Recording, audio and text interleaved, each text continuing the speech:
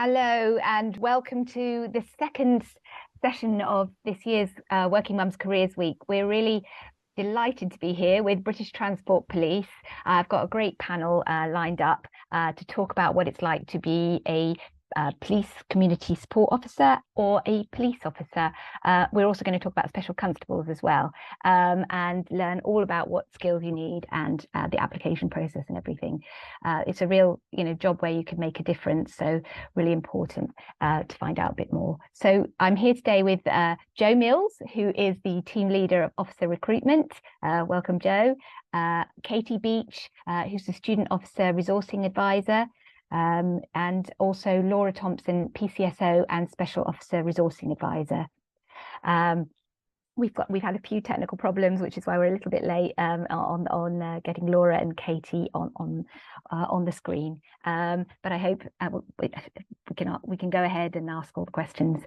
Please do ask questions in the chat as we go along if you've got any particular questions, and we will take those questions near the end. Okay, well, so with no further ado, I am welcoming Jo to talk about. So Jo, what is the kind of culture at British Transport Police, and why is it a good place for working mums to work at? Absolutely. I thought I'd start with a quick introduction. So my name's Jo Mills. I'm a police sergeant. I've been in the BTP for about 16, 17 years. I've done numerous roles from PCSO to PC to sergeant, and now I work in the recruitment team, overseeing the officer recruitment. So PCSO is coming into the organisation, PC specials, and the reason why the sergeant was brought into that is to just try and make the process as like to operational policing and not on the ground policing, because BTP put a lot of focus on making sure that people join and they know exactly what they're getting into. We pride ourselves on being a modern, inclusive organisation. So I'll give you a little bit of a background first about the BTP and who we are. So the BTP is a dedicated police force responsible for ensuring safety and security on the railway network across England, Scotland and Wales. So basically our officers and staff play a crucial role in protecting millions of the passengers and the travelling public on a daily basis.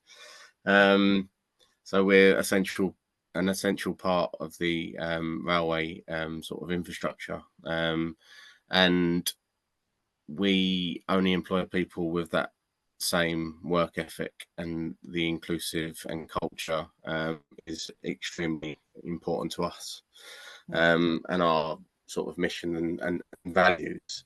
So we're called the Guardians of the Railway. We're focused on the safety of the railway. And our main vision is to be a world leading police force, and we're putting numerous sort of visions and mission values to kind of achieve that goal. So our values are that we are proud to protect. We are proud to protect the public that we serve, that we care. We show that on a daily basis. We strive to be better every day. It's about learning and focusing on that learning and making sure that we are better and we move with the times. And we do the right thing is another value that we extremely important to us as well. And that we are one BTP, so you could be working as a staff member and you could be treated exactly the same as a frontline police officer on the ground. We're all in it together. We all help each other out, and that's definitely what the BTP stands for. And you were the first police force. I remember writing a piece earlier in the year, maybe even longer ago than that. But the first police force to launch be proactive in launching a part-time campaign to get people in working part-time as PCSOs and police officers. Can you tell us a little bit more about your approach to flexible working? Yeah, we were the first UK force to implement a part-time officer entry route. It was really successful.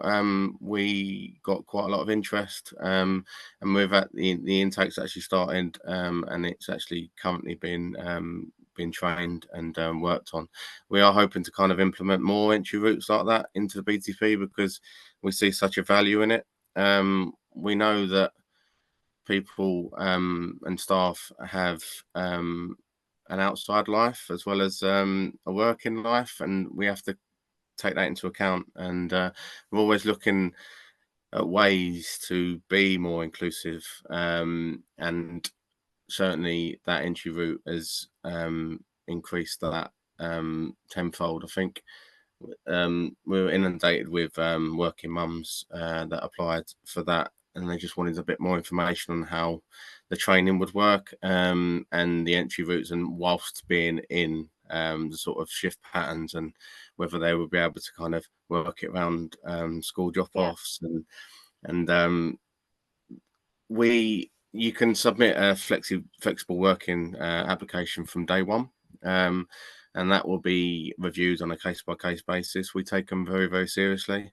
Obviously, we're amenable, but we have to kind of manage the operational demand on the same footing. But every application will be reviewed, and it's reviewed at quite a high level, and it's not discounted. Yeah. Yeah, because the two officers I spoke to was really interesting. Well, I think they both worked 32-hour weeks, but at least one of them had fixed her hours for precisely that issue of pickups. And yeah, I used to work with the article that you wrote is on Working Mums, and it's linked on our BTP page, and it involves Kay and Becky, two officers that work at Cambridge BTP station. And that you're right, they do work 32 hours a week, and they work usually during the week. So I think it's Tuesday, Wednesday, Thursdays with the odd Saturday. But they were submitted. It's a grown-up conversation that we have as an organisation, and we say, okay, that's your requirement. Is there kind of what can we do to kind of help and facilitate those hours? It's not a no. We do put a lot of onus and impetus and focus on flexi working and trying to be as amenable as possible. Yeah, brilliant. Well, now I think it's important to go on to Laura and just ask a little bit more about what skills you need and what the different roles entail. Maybe first, Laura, we could start with the PCSO role. What kind of skills are you looking for, and what do people have to do as part of the role? Yeah, absolutely. So PCSOs it's a public facing role. They conduct patrols at stations, deal with victim care, minor crime investigations, and they support PCs. So therefore, PCSOs need excellent communication and customer service skills, and to have a real passion for community engagement and partnership building. So would that also involve sort of liaison with schools and things like that, or other institutions, local institutions? Yes, it will. Yeah, brilliant. So is that something? I mean, I know when I interviewed the two police officers, the PCS, the people that I was speaking to before, they spoke about the kind of skills that they had as parents developed, and that communication was one of the key ones they had, and that experience and maturity, basically. Is that something that you see when you're kind of recruiting? Yeah, no, absolutely. It's there being out there in the community and being visible and being present, offering support to individuals, at stations, on trains, etc. But yeah, absolutely, I completely agree with that. And what about the skills that you're looking for a police officer? How does that differ? I'll hand over to Katie for that one, if you don't mind. Yeah, I'm just going to jump in there, Mandy. So, I'm Katie Beach. So I am the resource and advisor for student officers. So I've worked here at BTP now for 8 years, and I've done a mix of staff and police officer recruitment. I'm a mum myself, so it all links in. just the, in regards to the benefits and the support that BTP offer, really. So just leading on to, just off the back of your question there, Mandy, it was just in relation to a police officer. So the skills that we're looking for a police constable would be pretty similar, really, just regarding your communication skills, critical thinking, really. So you need to be making decisions under pressure, empathy, being empathetic. As you know, we deal with lots of passengers, and it could be for various reasons, really. So just having that empathy there. As I say, go back to the critical thinking, really, you've got the conflict side of things as well. So just being able just to be able to make those decisions is very important. And also team play, really, a big part of being a police officer. Obviously, you'd be working within a part of a team. You've also got your stakeholders as well. So just building that rapport up as well is a very important part of the role. Great. And what would be like an average, maybe there isn't an average day or an average week as a police officer, and how would that differ from what a PCSO might do in an average week? Yeah, sure. So Laura's just alluded to there with the police PCSO, it's more engaging with the public. It's a lot more customer service facing. Not saying a police constable isn't, but it's a lot more focus on the engagement. And as you say, going out to schools and various different communities. Again, not saying a police officer wouldn't, but they do that more hands-on kind of side, and then they would work with the police constable to just put that into practice, really, and just make sure that flows through, and the police officers can actually carry out their tasks as well. They work very, very closely, and they're both very rewarding jobs. So yeah, we do find people out in the, applicants prefer to come through the PCSO route first, just to have that gauge, and they might have more skills around that kind of within that remit, then progress on to becoming a police constable. We see that quite a lot, but it's all dependent on the applicant, really, and what skills they have as an individual and where they see best fit. Great. In terms of training, how does that work? If somebody's applying and they've got good communication skills, all of that kind of stuff, will you give them training, and how does that sort of work? Yeah, sure, absolutely. We're here to support every individual that comes through the door, irrelevant if it's staff, police officer, and every role we're here to support. Training is very, very crucial, a part of the role. That's across PCSO, special and PC. We provide full training, so you will be with our training learning and development centre. For a PC, it is 18 weeks for training, and that's for a full-time course. It will vary for the part-time course depending on the requirements for that part-time course. So if we could just give you a little example there, for the course that's just started, the part-time one, the training was just 3 days a week and not 5 days a week. That's just a bit more flexibility, obviously, because of the fact it was part-time. Then I'll hand over to Laura for PCSO. And just on that, Collie, it's not completely classroom based, the training. We've implemented a blended learning, so you'll be working from home as well, part of that training week. So it's not always in our training base in London. It's working from home as well. Right. Yeah, it's about a third. Sorry, yeah, completely missed that. Thanks, Joe. Yeah, there's as a third of the training approximately that will be delivered from home. So you will be provided with the equipment, so your laptop, etc., but you will be from home. Right, great. I was going to ask that. Yeah, fantastic. And what about you mentioned in passing? You mentioned special officers, that's a voluntary role, isn't it? How do people get into that, and is it similar skills? Yeah, I'd say it's very similar skills to police officer. Special constables have the same powers as a police officer, so a lot of the skills would be the same, applicable. It is a volunteer role, as you've said. Special constables, their training will slightly differ.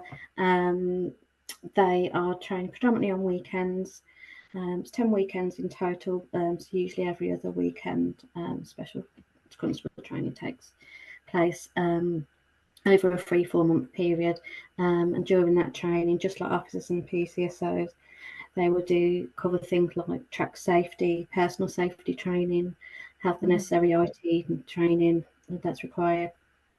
So a lot of training is covered within that short time frame, but they will receive the same training that officers and PCSOs would do.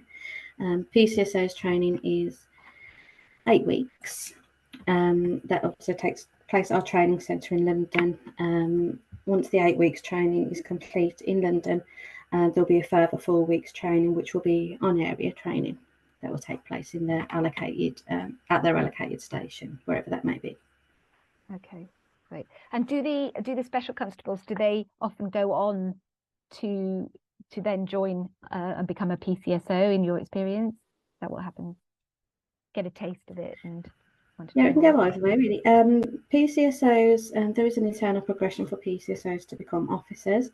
But yeah, we do see our special constables also progress to officers also, which is great. Some of them do just want to do it, as alongside their regular day jobs. But yeah, we do see special constables go on to be full-time officers also. Yeah, brilliant.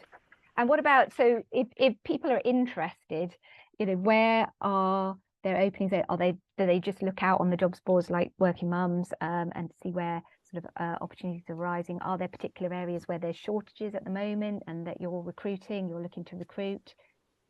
It's an ongoing sort of vacancy that we've got for inner London positions. Specials are we need special people to join as special constables. They have to basically volunteer at least 16 hours a month to frontline duties. So it's slightly different to a full-time officer in that respect. They usually work it alongside a full-time job, a full-time position. And like you said earlier, Mandy, it's a good way of testing whether you actually want to be a police officer, and harnessing those sort of skills, and actually growing with your confidence. It's a really, really good way of doing that. I mean, when I started as a PCSO, I wasn't ready to be a police officer. I knew I wanted to be a police officer, but I kind of lacked confidence and sort of communication skills and getting out there, meeting public, and joining as a PCSO. I was able to kind of harness those skills and grow as a person. And I think BTP have enabled me to kind of do that. And we really do try to we've got all these different schemes for kind of mentoring schemes, coaching schemes that you can kind of sit with people that have gone through the process and learn and grow as and get more experience, and BTP are very much into that and foster that. I know our chief constable's a mum, and she's very, very passionate about getting females into the organisation, not just females, but making sure that the BTP is modern and as inclusive as possible. I mean, she introduced the kind of maternity leave is 6 months full pay and then 6 months statutory pay, which is unheard of really in an organisation. And after that point, it's a phased return. She implemented that as well. And also keep in touch days, which you can have up to 10. And just to familiarize yourself after you're having a baby and a child, and implementing yourself back into the sort of working, and it can be quite daunting. We've also got a maternity buddy scheme that we've rolled out, so you can actually be buddied up with someone that's gone through it. Yeah, so I'll stop word vomiting now, but I just wanted to highlight the fact that we put so much focus and on this sort of area. We've actually got a dedicated business partner that constantly reviews and tweaks and makes sure that we are as modern and inclusive as possible. Brilliant. So lots of family friendly. That's what I was going to ask about, family friendly benefits. Yeah. So you've got lots of things. Yeah, around. and Yeah, on our careers page, there's a blog section that we've just introduced, and it's a really good way of reading and meeting people that have gone through certain different aspects of policing, and what kind of reading about their stories and seeing their struggles, and it's quite an honest review of how they were feeling. So if I could signpost people to that section, I think it's really beneficial to read and insightful. No, totally. I mean, certainly when I was talking to the police officers that I was talking to, it was really interesting just to hear about their day to day and the kind of things they did, and what, how they organize that around their families as well. But just a very sometimes very challenging job, I think, but also rewarding, very rewarding. And I think 100%, and that's exactly, you've hit the nail on the head. It is challenging. You could be attending, I'm only talking about kind of the frontline policing now. We do have a lot of staff roles that are equally as important, but you could be trying to help that person in their darkest moments and the darkest days, but to be able to kind of help and support and safeguard that individual gives you such a it's such a vital and important role that we play, and we're really passionate about that, and we take it really seriously. So yeah, and it shows within our workforce and our morals and our vision and our ethics. Yeah, absolutely, making a difference to people. So really valuable. So I'm going to look at some of the questions before we come back to asking about the application process. So what somebody is asking here, if BTP is looking to recruit other internal positions besides PCSOs and police officers and special constables, HR or whatever it might be, other roles, typical sort of general office roles. Yeah, 100%. And all of our sort of roles are listed on our sort of careers page and updated regularly. We're always looking to kind of, we've all got project teams. We're always trying to be innovative and build projects around that to try and move with the times and try and be as modern, and use of technology is really important to us. We've got an array of staff roles, whether it be scenes of crime. We've got HR people, delivery, finance.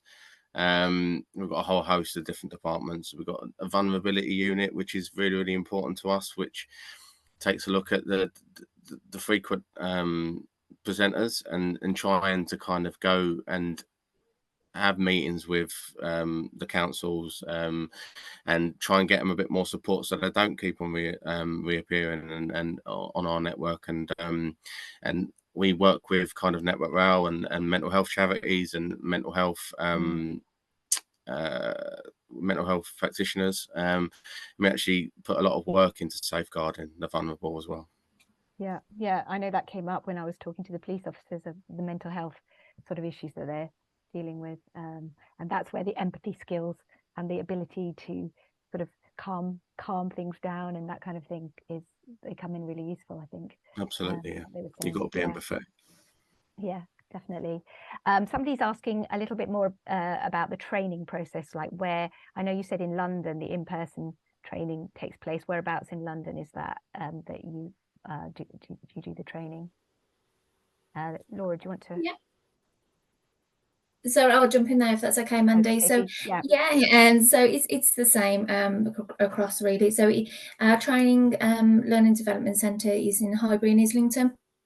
So that's a training centre, and that's where you'll be doing your face-to-face elements. So you just be present there. Okay, brilliant. And maybe now is a good time, Katie, to talk about the whole application process and how it works and how you support people in that process. Absolutely, yeah, no problem. So as I think Joe mentioned previously, all our adverts are online, so they're all on our careers page. So as soon as we open campaigns, they will be there. Not so many at the moment, but they will be all present moving forward on there. So the process is an applicant would submit an application okay, depending on obviously what we've just been through and where they feel their self would fit better. So complete an application form.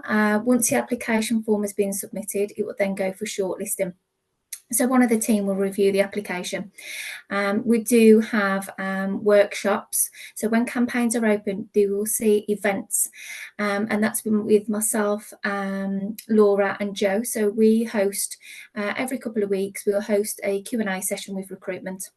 And what we'll do there is just go through what we're looking for really in terms of an application form. So if I can just provide a bit of advice there, is to please do attend those workshops if you are interested, because they are very, very useful. It's a bit similar to this really, where we get Q&A. It's a bit of Q&A session, but we will go through certain elements. Okay, so just going back just a step there. So you would submit your application form. We would then review the application form. Once the application form's been reviewed, depending if a candidate has got GCSE in English and maths, would depend on what stage you go to next. Okay, so it is not essential part of the criteria, but what we do say is if you do already hold level C's in those qualifications, in those two subjects, then you don't need to do the online testing. But if you don't, that's absolutely fine. It's not a problem, but you will just need to do some online ability tests. So once you've completed those two tests, if you do pass that element, then we'll invite you to do an online interview. We do again have workshops set up with our positive action team. And our positive action team will be able to go through some hints and tips on what the assessment centre will be looking at there to support you as a group or on an individual basis as well. So if there's anything that people are unsure of, you can always go to the positive action team or through to ourselves. Again, we're here to support, not to trip anybody up in any way. What we're here is to get the best out of the applicants.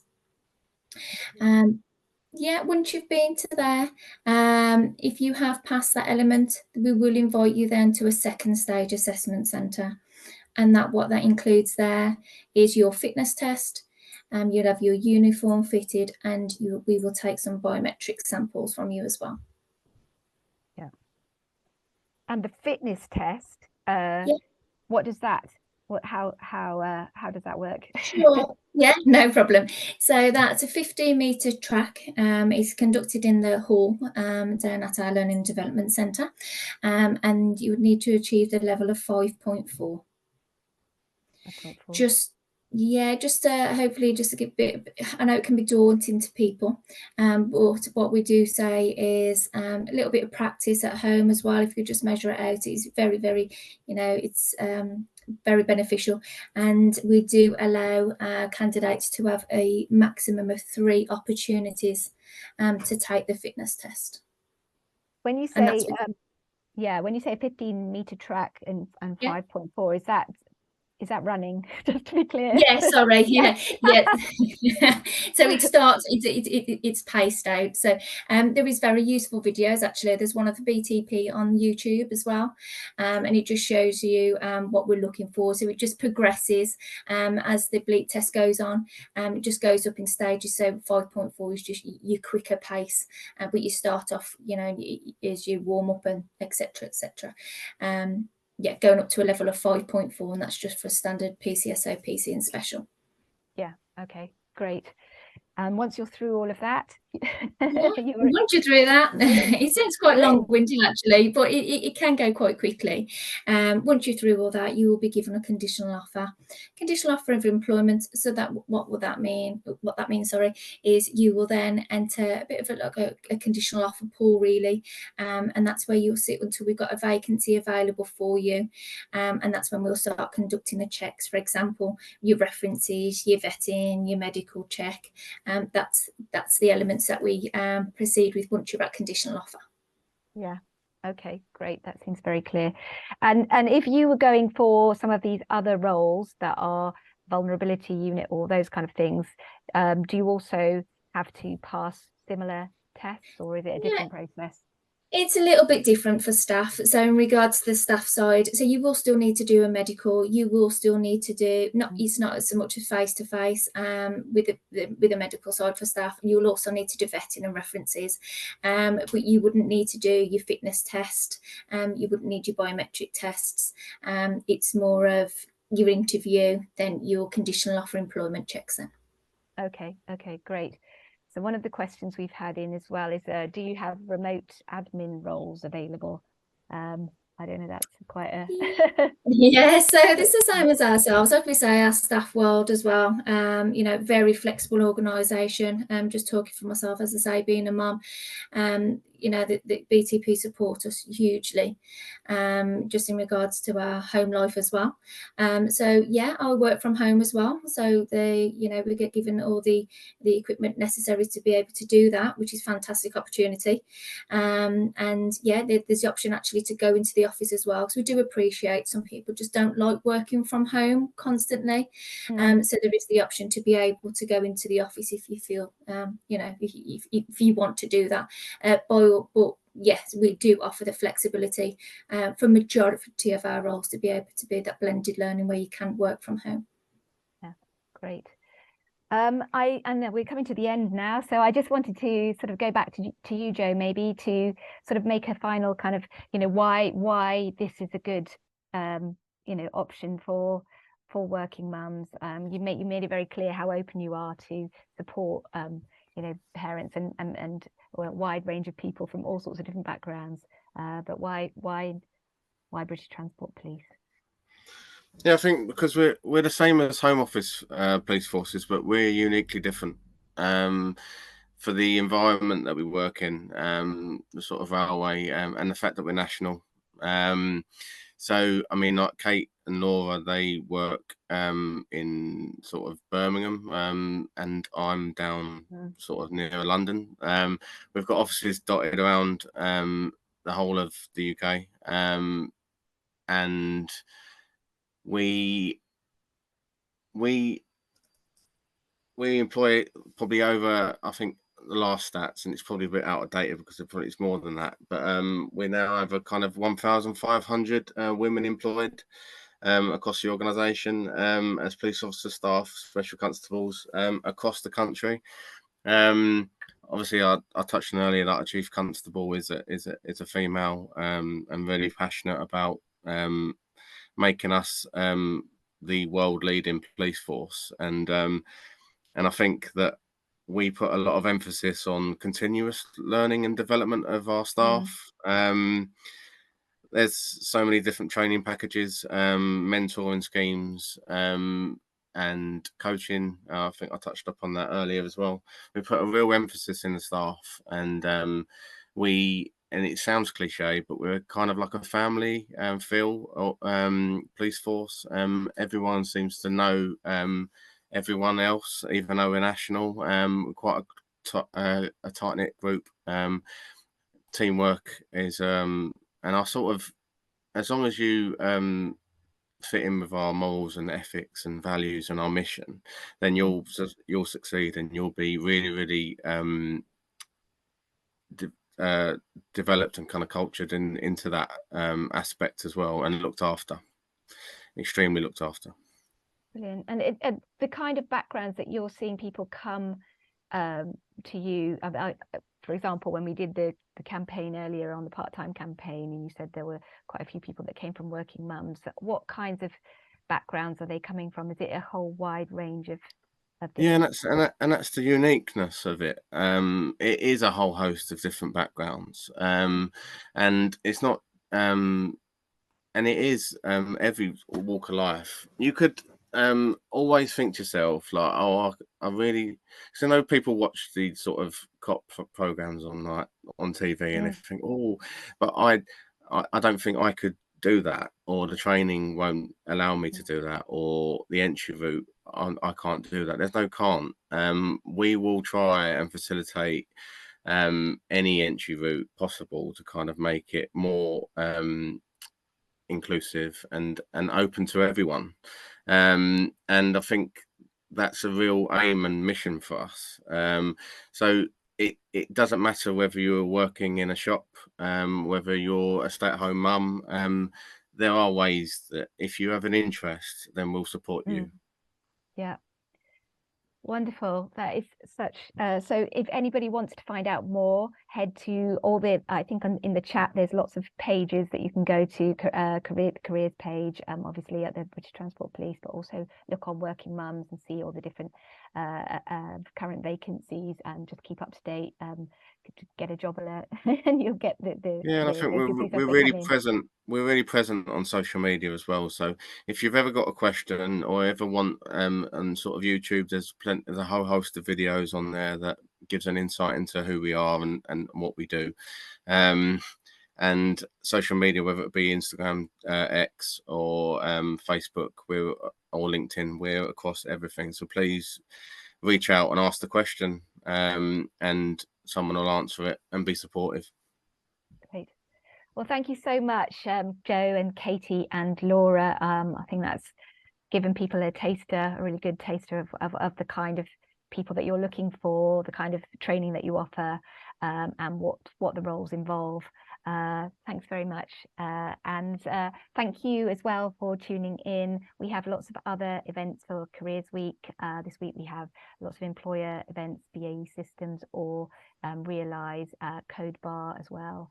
So please do check out the Careers Week webpage. Thank you.